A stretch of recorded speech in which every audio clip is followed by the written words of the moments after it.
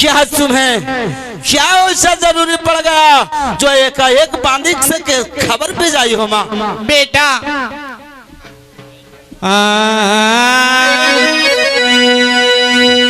आरे बिरधा शरीर बेटा माई माँ या के रहलो बबुआ माई क्या माँ? या के रहलो भान सके अकमा माना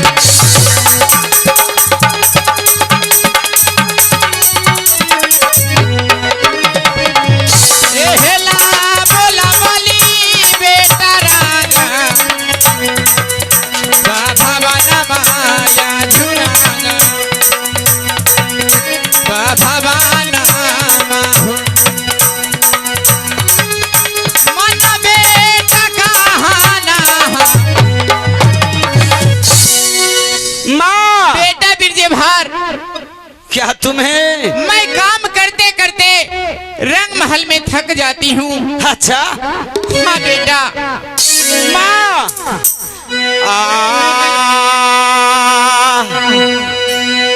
आरे दुए चार गो अलाउड़िया आउगे भोली मैया मेरे लाल आरे बढ़ाइए दे बबू के तोरे ला बेटा आई मैया आगे घरवा के काम मांग लउड़िया मैया के तोर साम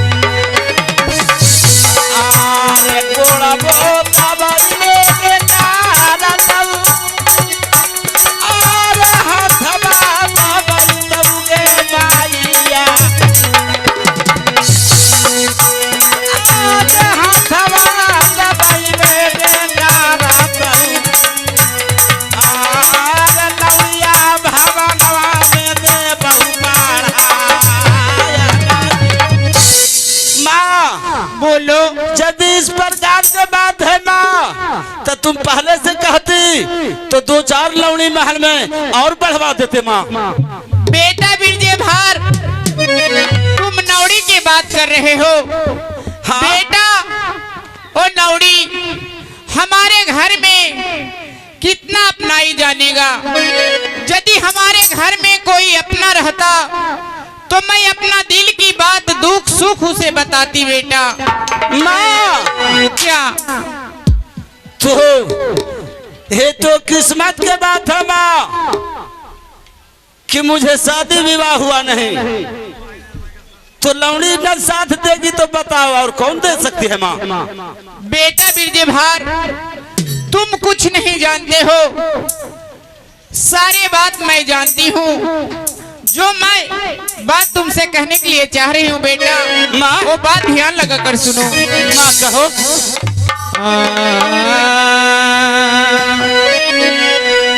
आरे करिए के माँ आगमन माँ बेटा रे लिए क्या माँ? आरे हमारो आपू ताहिया के बाबुआ माँ आरे घरवा के आका मामा पुतहिए पारसो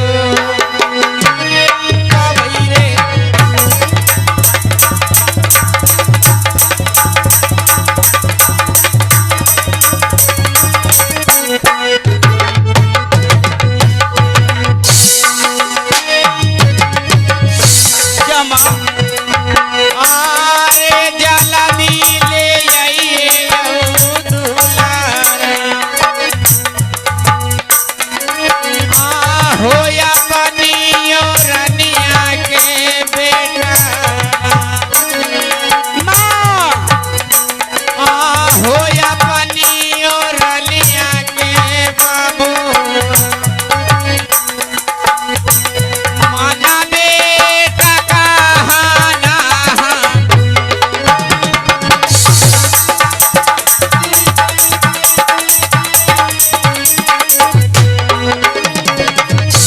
मानिए जो कहाना मारे बाबुआ होया पानी ओ मैया के बेटा मानिए जो कहाना मारे बाबुआ होया पानी ओ मैया के बेटा जल्दी कवना महकर के श्रीमान जी, ये परवीन पासवान कमेटी की ओर से ये हम लोग के कला पर खुश होकर 101 रुपया का प्रदान कर रहे हैं उन्हें हमारे कंपनी की ओर से शुक्रिया। बेटा बिरजे भार, इस समय तुम जल्द से जल्द अपने ससुराल चले जाओ और अपना स्त्री को विदागी कराकर हमारे पास लेकर आओ बेटा। माँ क्या ससुराल जाने का बात कर रही हो? जी हाँ माँ सुनो।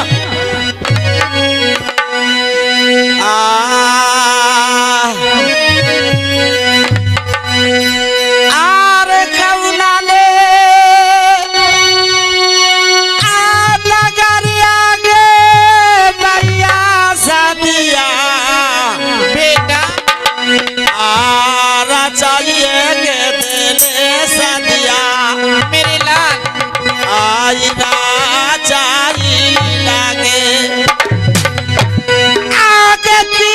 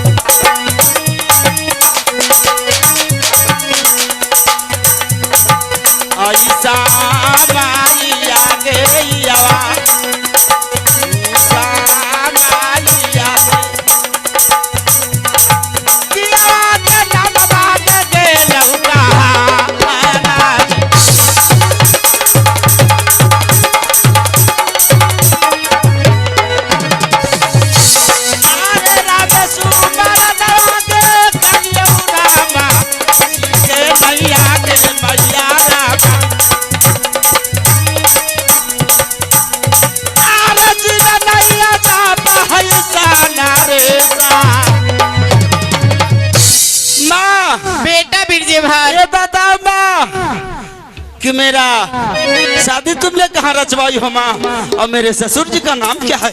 बेटा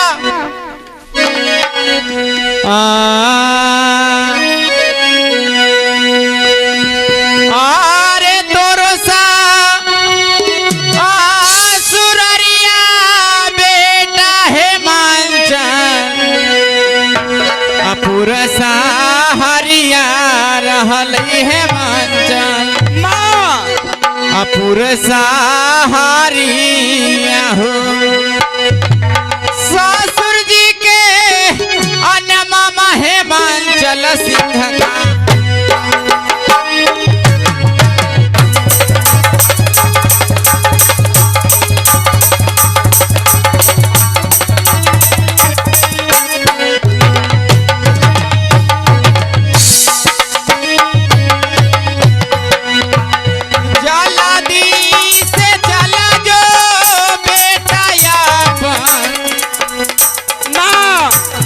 ससुररिया दुलराया ससुरारिया हो जल्दी गवना महाकर के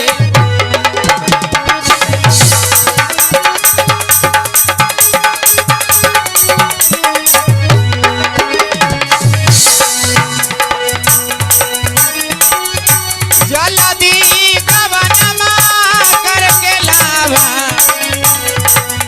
मोरे पुताहिया बेटा लावा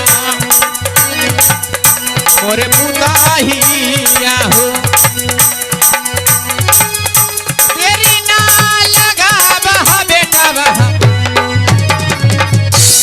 परवीन पासवान जी की तरफ से 101 पुरस्कार है। मैं शुक्रिया अदा करती हूँ और करती ही रहूंगी। माँ बेटा मैं हिमाचलपुर शहर तो जाऊंगा माँ, लेकिन हो सकता है कि कौनो किसी बात के मुझसे परीक्षा ले ले माँ, तब मैं तुमसे कुछ और बातों का जानकारी लूंगा। बोलो।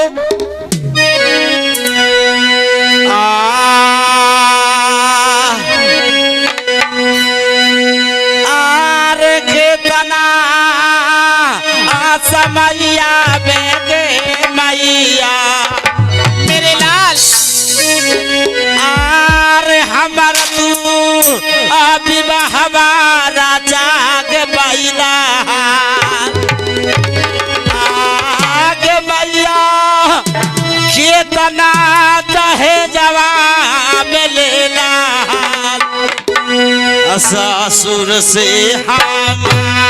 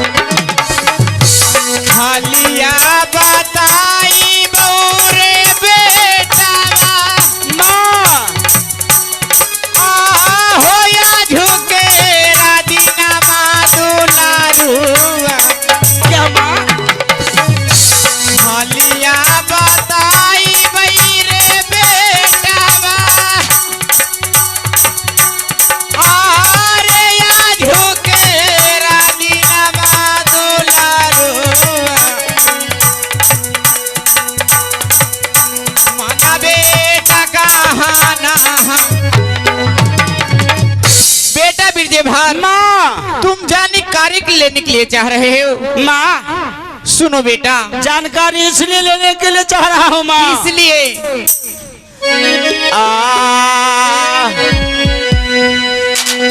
आग हंसिया मजा का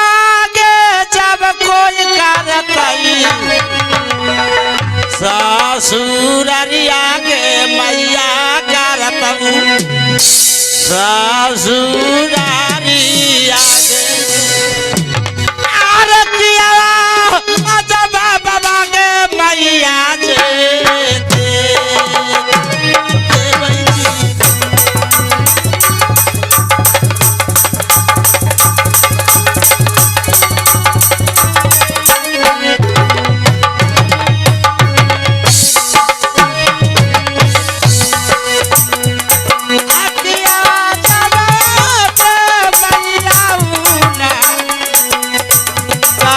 दे दे बउना काहे दे भैये हंसिया बाजा कवा के कोई जोगा भारतई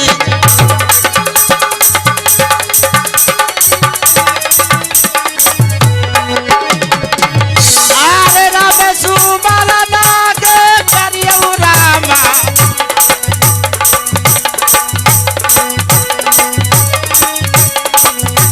के नाम मांगे मैया रामा जी के नाम मांगे अरे जिन मैया जा बहुसा नारे माँ मैंने तो अपना शादी विवाह देखा नहीं कि मुझे कब शादी हुआ और कब नहीं।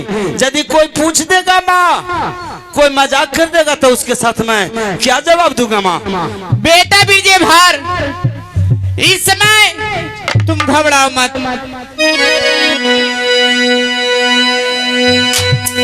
मैं तुझे भेज रही हूँ तो सब कुछ जानकारी देकर भेजूंगी बेटा।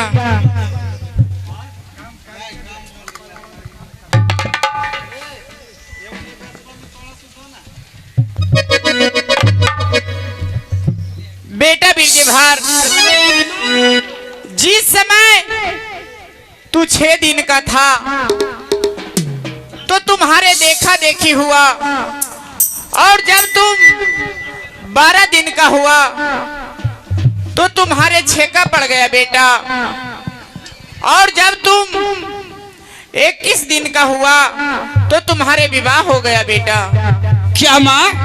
हाँ बेटा और तुम्हारे ससुर जी ने हमें 56 लाख तिलक दिए थे।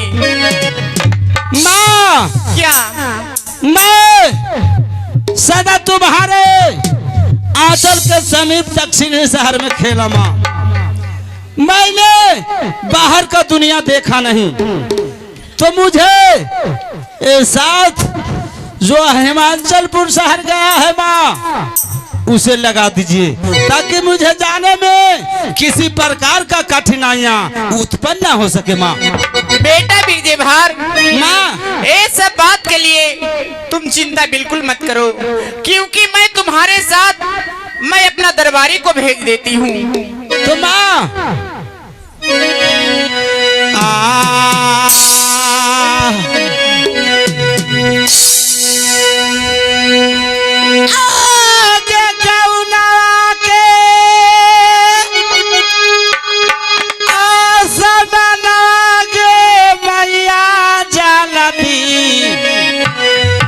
हमारा दियोगे दे दे जल्दी हमारा दे दे हुए और करके जवान मलाल वाले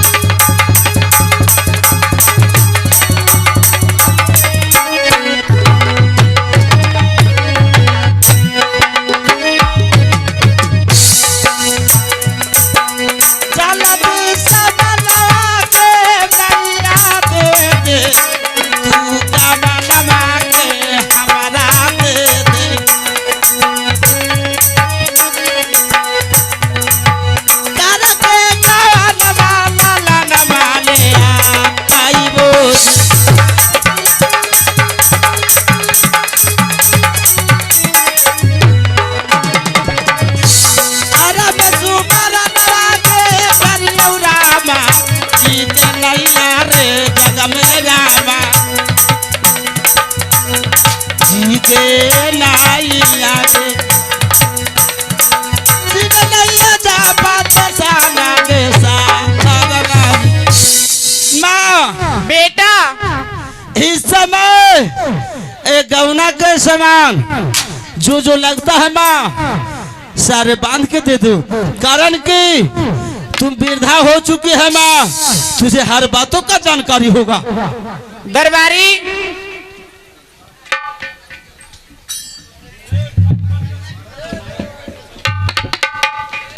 इस समय हमारे बेटा बिरजे भार अपना ससुराल जा रहा है और जो हमारे बहू के लिए गौना का सामान है वो सारे अपने साथ में लेकर जाना।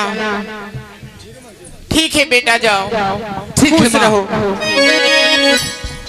मालिक बहादुर, तोरा तो शादी बिया होने जो तो मालूम ना हो। अरे मुझे क्या पता, माँ आज बताई है कि बेटा तुमको शादी तो हम बचपने में कर दिए थे। तानिए को हल मालिक कितने को जहे तो गुणा कबो न कर जाइए तोरा बिया होलो है। अच्छा इनकर बिया में हम गेलिए हाल, हमें गेलिए नेटबा बुलुक बुलुक चला हली ना, झट झट पोछ पोछ के ये। अच्छा ये बताओ कि तो तुम भुलाएगा ना ऐसा कहो कि तोर बिया हवा होले जो हम जाने न मालिक। तो ठीक है चलो चले के चाहिए। हाँ चलो।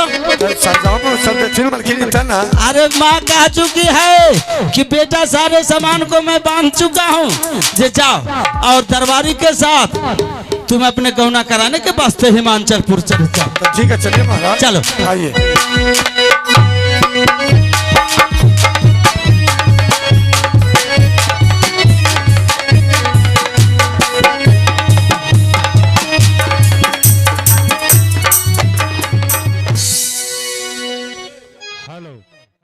नमस्ते प्रणाम। अगर आप चाहते हैं बिहार विदेशी नाच चैनल का वीडियो सबसे पहले आप तक पहुंचे तो हमारे चैनल को सब्सक्राइब करें और बेल आइकन को दबाना ना भूलें।